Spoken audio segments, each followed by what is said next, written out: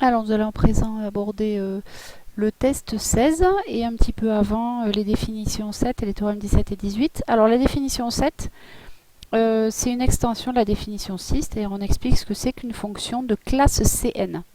Alors quand on dit de classe Cn, on le note comme ça, de classe Cn, ça se note ainsi, ça veut dire qu'elle est dérivable n fois et sa dérivée nème est continue sur l'intervalle sur lequel on se place. C'est ça qui est important. Et par extension, une fonction de classe C infinie, c'est une fonction qu'on peut dériver un nombre indéfini de fois, autant que l'on veut, et toutes les fonctions fn, f dérivée nème, sont continues, c'est-à-dire c'est une fonction qui est Cn pour tout entier naturel n. Voilà. Donc on peut les dériver indéfiniment, toutes les dérivées sont continues. Alors par exemple, là-dedans, vous avez les fonctions polynômes. Voilà. On l'a vu dans le test précédent, vous prenez n'importe quelle fonction polynôme de degré ce que vous voulez. On peut en prendre une de degré x5, degré 5 par exemple si je veux. Voilà. Vous pouvez la dériver. Elle est dérivable sur R, 5x4 moins 12x2. La dérivée est un polynôme dérivable sur R. Vous pouvez la dériver. F seconde de x, ça vous donne 20x3 moins 24. La dérivée deuxième est elle-même dérivable. Vous pouvez la dériver 3 fois si vous voulez. Vous avez 60x carré. Et puis vous pouvez la dériver une quatrième fois si vous avez envie, elle est dérivable sur R. Ça vous fait 120x. Et puis vous pouvez la dériver une cinquième fois si vous avez envie, il vous reste 120 parce que c'est dérivable sur R, etc. etc. Et alors par contre c'est intéressant parce qu'à partir de la dérivée sixième, enfin c'est intéressant, pas trop, mais la dérivée s'annule. C'est-à-dire que toutes les dérivées supérieures, elles sont égales à 0. Et donc votre fonction, elle est de classe C infini sur R. Voilà, votre fonction polynôme. Alors évidemment, il n'y a pas que la fonction polynôme, la fonction exponentielle aussi, c'est une fonction de classe infinie. Le cas C0, c'est une fonction dont la dérivée je dis une bêtise, une fonction de classe Z0, c'est une fonction qui est continue. Voilà, sa dérivée zéroième, c'est-à-dire elle-même, est continue. Bon, alors le théorème 17, il dit juste que les fonctions usuelles sont C infini. Il y en a deux auxquelles il faut faire attention, normal, c'est la fonction racine carrée, qui n'est pas dérivable en 0, et la fonction à valeur absolue, qui n'est pas dérivable en 0. Donc dès lors qu'elles ne sont pas dérivables à un endroit, elles ne peuvent pas être C infini. Et le théorème 18 qui dit, un petit peu comme pour les fonctions dérivables et continues, dès que je fais des sommes, des différences, des produits, des quotients, des composés de fonctions de classe Cn, donc n fois dérivables, j'obtiens encore des fonctions de classe Cn. Donc tout marche bien. Alors attention évidemment, ces résultats ils permettent uniquement de dire qu'une fonction est continue. Ça ne permet pas de dire qu'elle ne l'est pas. Pour dire qu'elle ne l'est pas, ou pardon, pas une fonction continue, une fonction dérivable n fois. Pour dire qu'elle n'est pas dérivable n fois, vous allez voir, il va falloir les dériver et étudier la continuité des dérivées à chaque fois. C'est donc l'objet du test 16. On demande le domaine de définition et de dérivabilité de la fonction qui a x associé x racine de x.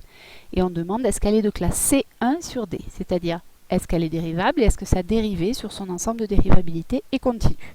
Puis je rajouterai même une question subsidiaire. Hop, je me suis trompée. Voilà. Alors, le domaine de définition de la fonction, c'est R+. Et a priori, son domaine de dérivabilité, c'est R plus étoile à cause de la fonction racine carrée qui n'est pas dérivable en 0. Donc je regarde si elle est dérivable en 0, puisqu'a priori elle ne l'est pas. Donc je calcule son taux d'accroissement entre 0 et x, et je vais le faire tendre x vers 0. Donc f de x moins f de 0 sur x, ça fait x racine de x sur x, puisque f de 0 vaut 0.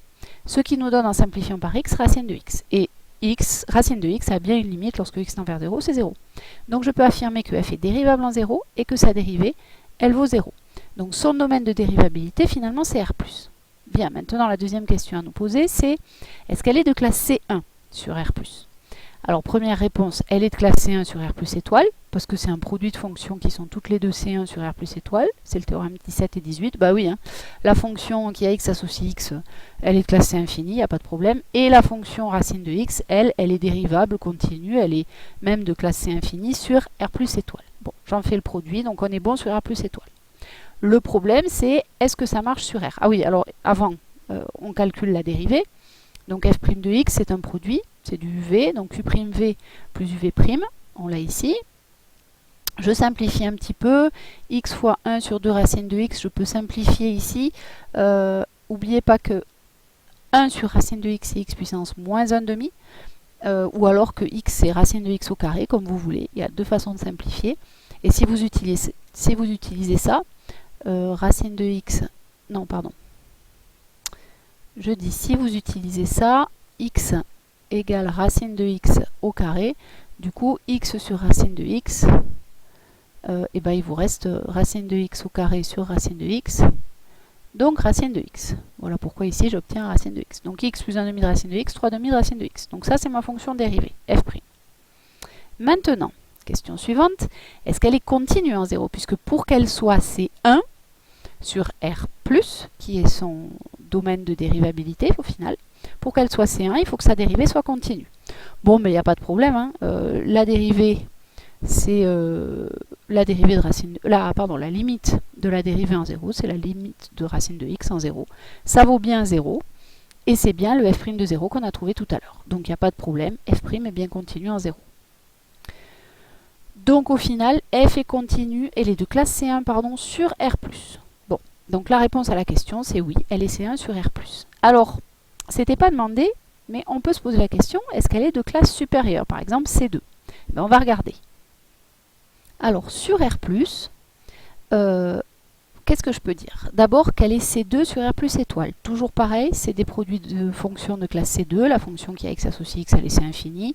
Racine de x, elle est aussi C infini sur R plus étoile. C'est une brave fonction classique. Donc tout va bien sur R plus étoile. Je rappelle la dérivée, on va en avoir besoin. Donc je peux la dériver une deuxième fois sur R plus étoile. J'obtiens 3 demi fois la dérivée de racine de x, ce qui me donne 3 demi fois 1 sur 2 racine de x, ou 3 quarts fois 1 sur, 3 sur 4 racines de x, pardon. Alors le problème c'est f' est-elle dérivable en 0? Parce que cette formule ça marche sur R plus étoile, je suis pas sûre que ça marche en 0. Donc je calcule le taux d'accroissement de f' cette fois, entre 0 et x. Et je vais faire tendre x vers 0. Donc je fais mon petit calcul, je me rappelle que f' de 0 ça valait 0, je l'ai vu juste avant. Donc 3 demi de racine de x sur x. Cette fois, je fais ma simplification, ça fait 3 racines de x sur 2x. Et je simplifie en haut et en bas par racine de x. Il me reste 3 sur 2 racines de x. Or là, quand je regarde la limite, quand x tend vers 0 plus, forcément, de 3 sur 2 racines de x, j'obtiens plus l'infini. Ce qui fait que ma fonction f' n'est pas dérivable en 0. Eh bien, si elle n'est pas dérivable en 0, pour pouvoir dire, je ne peux pas dire qu'elle est de classe C2, ma fonction de départ, sur R+. Elle ne sera de classe C2 que sur R plus étoile. Conclusion, elle n'est pas C2 sur R+. Donc il faut faire attention, toutes les fonctions ne marchent pas bien partout. Et il faut faire l'étude au cas par cas. Voilà pour le test 16.